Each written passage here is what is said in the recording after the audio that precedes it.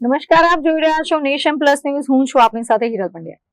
વડોદરા મહાનગરપાલિકાની ચૂંટણીના મતદાન માટે એક કરીને દિગ્ગજ નેતાઓ પણ મતદાન મથકે પહોંચી રહ્યા છે. કોંગ્રેસના વરિષ્ઠ નેતા અને વીએમસીના પૂર્વ વિપક્ષી નેતા ચંદ્રકાંત શ્રીવાસ્તવે આજે વહેલી સવારે પોતાના પરિવાર સાથે મતદાન મથકે પહોંચી મતાધિકારનો ઉપયોગ કર્યો હતો. વડોદરાના રાજકારણમાં દાયકાઓનો અનુભવ ધરાવતા ચંદ્રકાંત શ્રીવાસ્તવે આજે એક જાગૃત નાગરિક તરીકે પોતાની ફરજ નિભાવી હતી. તેઓ પોતાના પરિવારના સભ્યો સાથે મતદાન મથકે પહોંચ્યા હતા. મતદાન કર્યા બાદ તેમણે આંગળી પરની શાહી બતાવીને ગર્વ વ્યક્ત કર્યો હતો.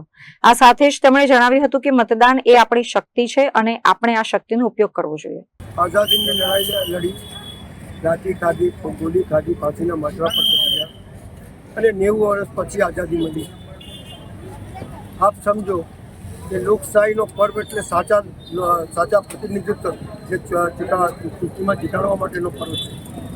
એટલે હું ને મારા પત્નીએ લોકશાહીનો પર્વ અને લોકશાહી ટકી રહે અને લોકશાહીની અંદર લોકોનો અધિકાર જીવંત રહે એ માટે અમે મતાધિકારનો ઉપયોગ કરી મતદાન કરીએ છીએ.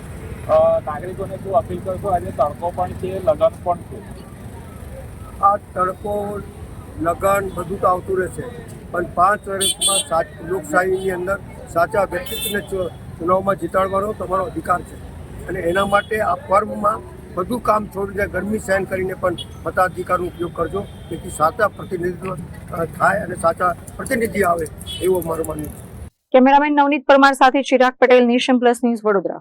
સમાચારોના સતત અપડેટ મેળવવા માટે અમારી નેશન પ્લસ ન્યૂઝની યુટ્યુબ ચેનલને સબસ્ક્રાઇબ કરો, બેલ આઇકન દબાવો અને જોડાયેલા રહો ફેસબુક, ઇન્સ્ટાગ્રામ અને ટ્વિટર પર.